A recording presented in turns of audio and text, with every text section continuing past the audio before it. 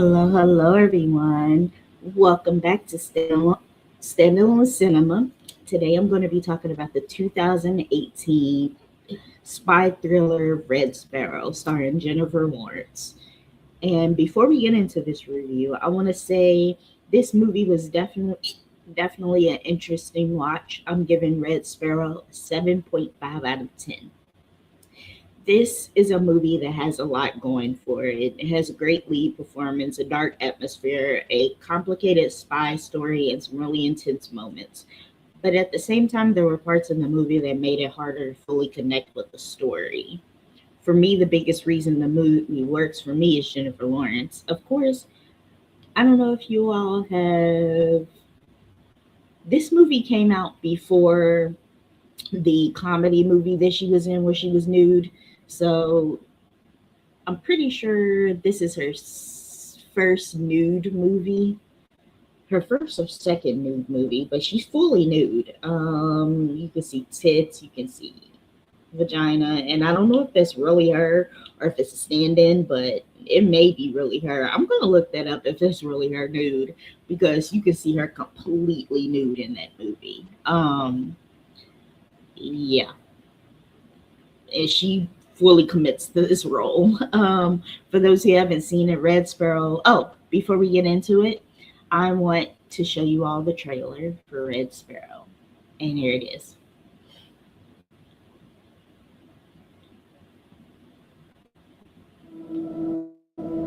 Morning, Mama.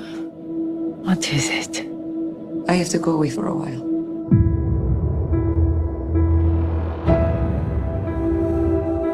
I was told to take a man to a hotel. They said he was an enemy of the state. Take off your dress. And in exchange, my mother would get the doctor she needed. Instead, they cut his throat. There could be no witnesses. So they gave me a choice.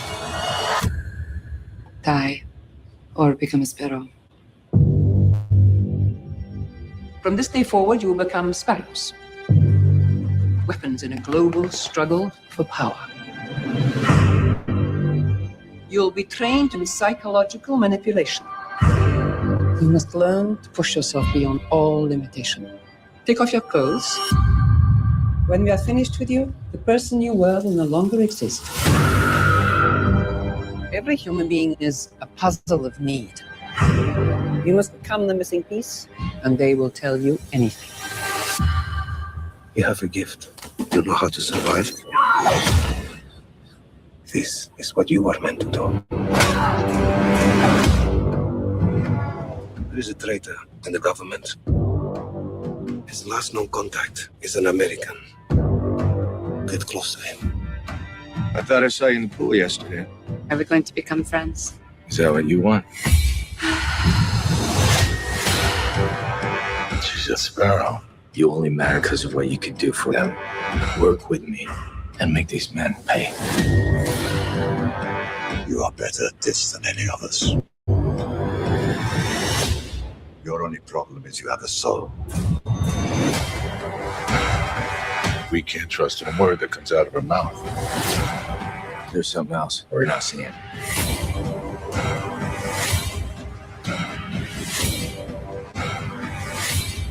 If she's compromised, she will be eliminated. What have you done? Belong to them. They'll never let you go. I'll find a way. This movie for me, so for those who haven't seen Red Sparrow, it follows Dominika Egorova, a talented Russian ballerina whose career is suddenly destroyed after an injury ends her ability to perform. With her future uncertain, Dominique is forced into a completely different world. She is recruited into Sparrow School, a secret Russian intelligence program that trains people to use manipulation, psychology, and seduction as weapons. After completing her training, Dominique becomes one of Russia's most dangerous agents. Her mission eventually leads her into a dangerous game of involving the CIA, secrets, betrayal, and figuring out who she can actually trust. So one thing I liked about this movie was it showed Dominique's transformation. It showed her from transitioning from a ballerina, Russian ballerina, to a sparrow. And she's lonely, her mother's sick, and she just goes into a